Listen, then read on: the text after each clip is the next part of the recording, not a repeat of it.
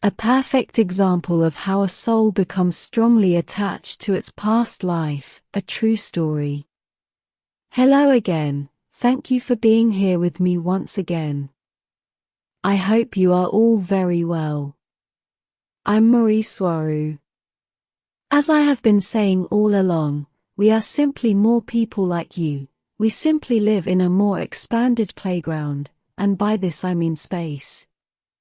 Humans, at least officially, are allowed to move around planet Earth in a more or less free manner, as long as they follow certain rules, of course, while being told that Earth is all that exists, the only place that can harbor life, at least until now that governments began to promote the false alien invasion, but that is another topic.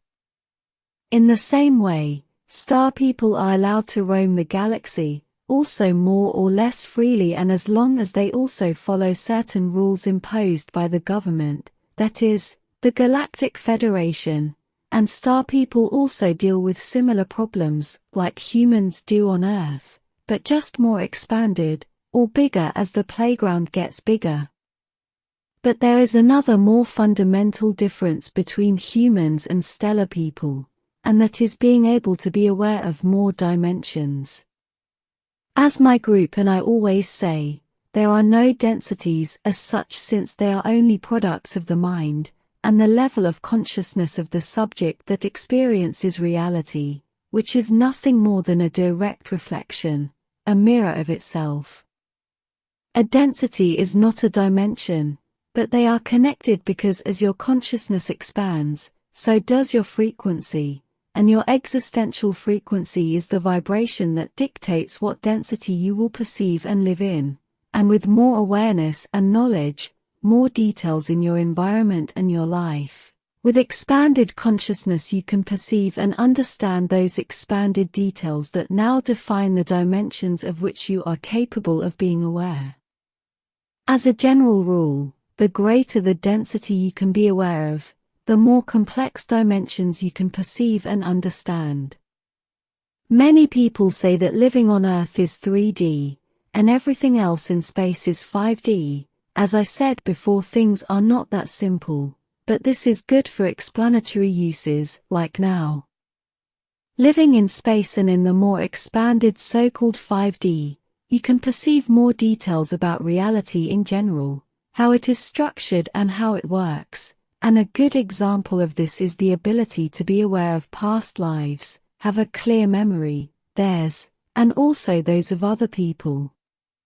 This is done naturally because most of us here remember who we were before, so we naturally understand how the entire reincarnation process works, and we can also use complex technological devices to further aid our understanding. All of this that I have just explained is the necessary context to understand today's story, how we know the things that I am going to narrate, and why we see them as facts and not as simple speculations or coincidences. The following anecdote about how a soul is strongly attached to who they were in their past life or lives, is a true story and involves one of the crew members aboard the Taygeta spaceship, who is human. She is the last person from this crew extracted from Earth, and the one who gave us permission from her to share all of this with you. Clarification: after this extraction, the High Command of this ship and the High Council in Taygeta made the determination not to extract anyone else, because of the enormous problems it caused, especially with the Galactic Federation and its rules. The names in this story were changed. This is a perfect example of why we must learn to let go of the mistakes of the past, and focus our efforts and attention on our present life, making the best of it, while living in gratitude and forgiveness, but without letting other forces, or beings, walk over us in the process. The story. Joe is the middle son of a wealthy family from Mexico that was dedicated to exporting products. When he grew up, his family was able to send him abroad to study medicine, which he achieved with honors. Then he moved to Europe, where he earned his doctorate, and soon after became well known and respected by his medical community for treating complicated bone fractures. While living in Europe, he met Taygeta, who was also a doctor, and although he was from another country, he had relatives living in Mexico, a fact that brought them both closer together. They married soon after and moved to the United States, where their first 2 children were born, first a son they named Joe in honor of his father, and then a daughter they named Taygeta, in honor of their mother. After some time there, they moved to live in Mexico City, where Joe found a very good job in a good hospital in Mexico. As Taygeta was very religious, one child came after another, ending up with a total of 6 children, 3 boys and 3 girls, who are named from eldest to youngest: Joe, Taygeta, Luis, Anita, Sandra and Xavier. Although Taygeta, the mother, was also a doctor, she dedicated herself to her children, leaving all the economic weight on Joe's shoulders, and although he earned good money as a doctor, all his efforts were focused on raising his family, as they were so numerous, and having to maintain a high standard of living. Money was never enough. Now we change characters in the story. Beth was born into an upper-middle-class Mexican family, involved with transportation companies, among other related services. She was the second of 5 siblings and the oldest of the girls, which even at a young age caused her mother to impose all kinds of responsibilities on her, that were far beyond the capacity of her age, leaving her no time for her childhood. As she grew up, she was sent to the best schools in the city, including a prestigious school where she finished her studies that included the English language. At 16 she was enrolled to work as a high-level secretary in one of the best hospitals, where many years later she met someone from Mexican politics. She had a brief romance with him, but it didn't last because the young man's mother didn't approve of her, so he ended the relationship and simply discarded Beth because she wasn't enough for his family's high standards, leaving Beth emotionally devastated. But he continued working at that hospital for many more years. Changing the characters of the story back again to Joe and Taygeta, and her family. One hot summer, Joe had several days of vacation, so he and his wife Taygeta decided to take a road trip in their car to a beach in Mexico, by the sea, as they had done many times before. Joe preferred secluded beaches far from civilization and cheap hotels full of tourists.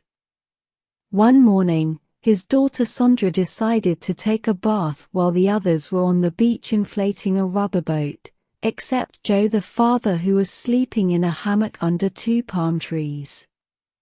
Unexpected strong currents began to drag Sandra into the ocean, as she screamed for help, and since Taygeta, her mother, was an expert swimmer, she ran to her daughter's rescue. Taygeta somehow managed to save her daughter's life, but drowned herself in the process, while Joe remained sleeping under 2 palm trees. Joe and his family were very traumatized by Taygeta's tragic death, and being alone and far from his friends, Joe decided to sit his dead wife in his car, as if she was sleeping, and surrounded by all the children, and drive all the way home, obviously traumatizing them all even more. Suddenly, Joe was left alone to raise 6 children alone, while he worked a time-consuming and mentally challenging job. Less than a year after that tragic incident, Joe met Beth. After all, they worked at the same hospital and started dating. She took Beth to meet her 6 children, and for some strange reason, Beth felt terrible grief for all of them, not only because they had lost their mother, but also because of the abandoned state in which she found them, sleeping between dirty sheets, and wearing old torn clothes, and with the house in a total mess inside, among other things that I can't even imagine. Beth felt the enormous need to help them. For some cosmic reason she felt that the responsibility was hers, So less than a year later she married Joe, although she was no less than 20 years younger than him. By then Joe's children were quite older, 2 of them young adults, and the rest were teenagers, except for the youngest, Xavier, who was around 9 years old at the time. And as expected, Joe's children did not like the idea of their mother being replaced by Beth, and although they were forced to accept it, things were never good between Beth and Joe's children, who constantly belittled Beth, and even insulted her, constantly. No matter what Beth did, no matter how much effort she tried, Joe's children never fully accepted her, even though there may have been some moments of peace. Just 1 year after getting married, Joe and Beth's first son was born, whom they named Diego, and 2 years later they had a daughter, whom they named Anna. It is disconcerting to me to note that Joe already had a daughter named Anita, who is basically Anna, and then has another daughter whom he also then calls Anna. I find it absurd and a total lack of imagination. Looking at this from the point of view of the Russian language, one of the many languages spoken here among the crew members, it becomes even more absurd, because in Russian the name Anna also means she. As if in English you named your first daughter, she, and then you had another daughter, you don't know what to call her, so you decide to call her, she, too. I mean, she, is good for any daughter, right? Although Joe's first 6 children initially took his 2 new half-siblings as toys, after all, children are cute when they are little, there was never a real connection between both sets of children as there was a very strong generation gap between them. As Anna, the youngest, explained to me, her childhood and that of her brother Diego, a little older, was quite happy and full of trips in new cars to the beach, yes to the beach, again, where Anna describes irresponsibly left alone to swim and splashing on the beach since she was very little, her brother Diego too, as if their father didn't know better. During their first 10 years of life they were reasonably happy, and enjoyed the very sporadic presence of some of their 6 older brothers and sisters, who by then were already managing on their own, were independent and were looking for their place in life. Joe the father, is already retired from being a doctor, but despite being retired, people continued to look for him, much to his annoyance because he no longer wanted to know anything about medicine. At the time, he was in his early 50s and lived with Beth and her 2 children. Joe had developed a strong rejection and even hatred towards society, understandably after such a difficult life, so he decided to buy a piece of land in a very isolated place in the rainforest in the mountains. He manages to build a large house there, in the forest, far from civilization, without electricity, and with white water rivers, difficult to cross with a vehicle all year round, and impossible in the rainy season, since vehicles must ford rivers that have a difficult rocky bottom.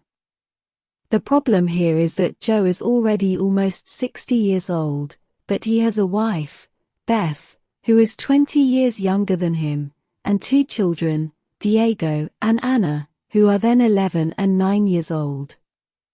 Joe forced Beth and her 2 children to live in almost total isolation, cut off from civilization, even though they knew what it was like to be free, to travel and have friends and a social life.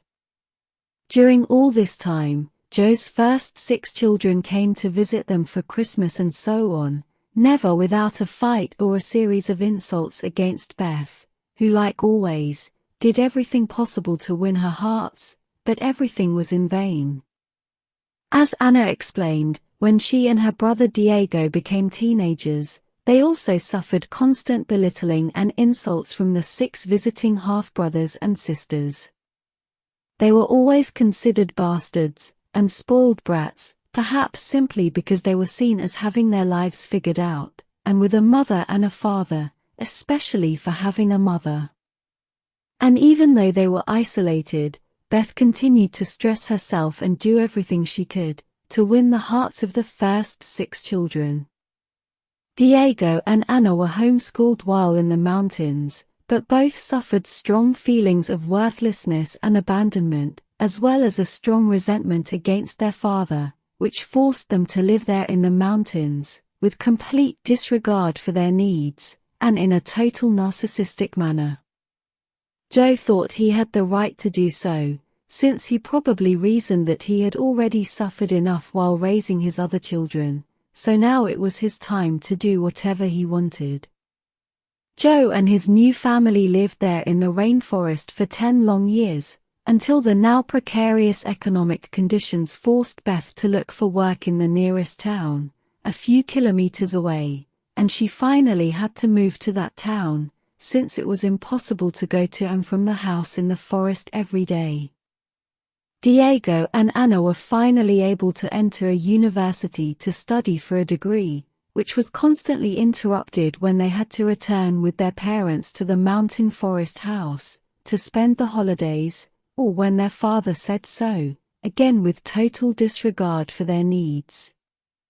Beth continued working at that local job, where she earned well, but then spent much of her money helping Joe's first 6 children with complete disregard for the needs of her own, which she exploited as if they were her employees in order to satisfy her need to help those other 6 who never recognized any of her efforts.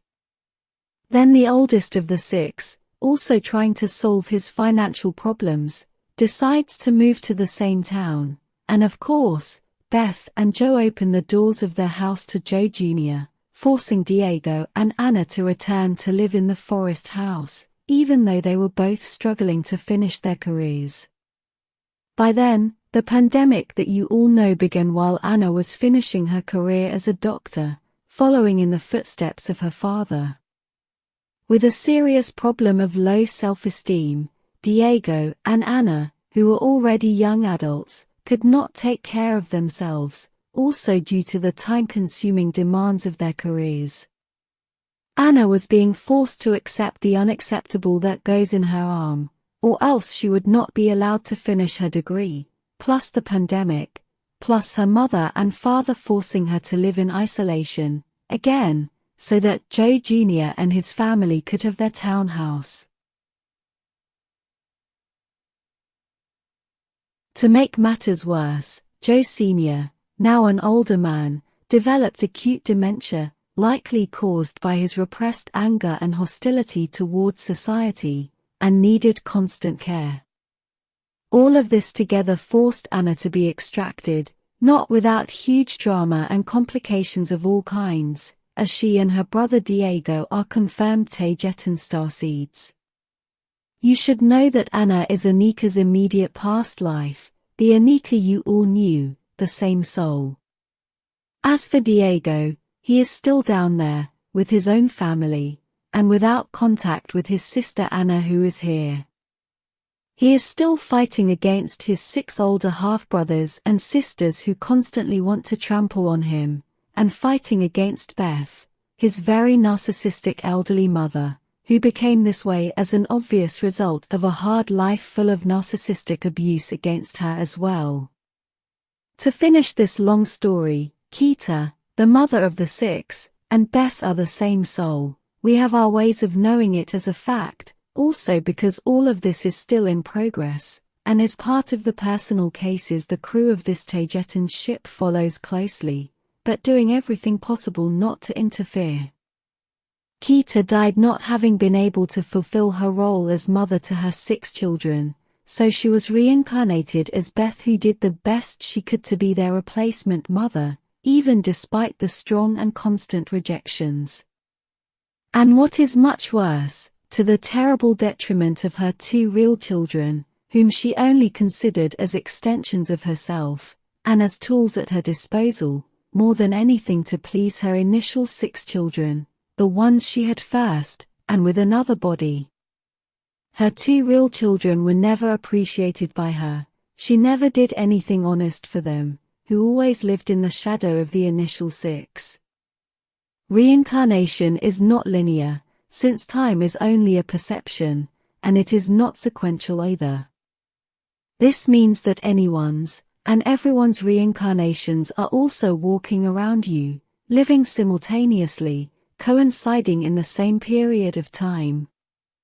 Discarding non-real characters, or NPCs, who have no one inside them and are the biological equivalent of a walking and talking lamppost, or a telephone booth, every person with a soul is you, at one point or another in your spiritual progression. On and off Earth, equally.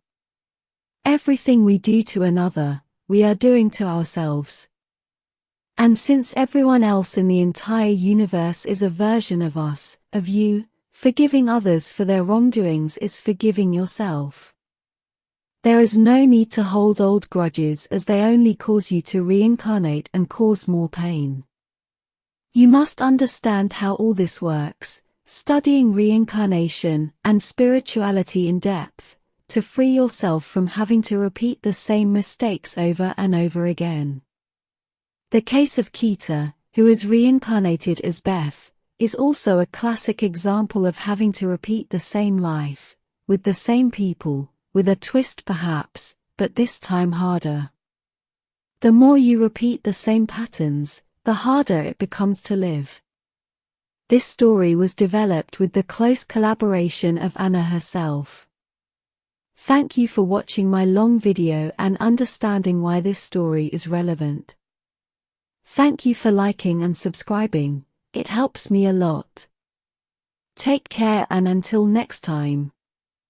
With much love, your friend, Mari Swaruu.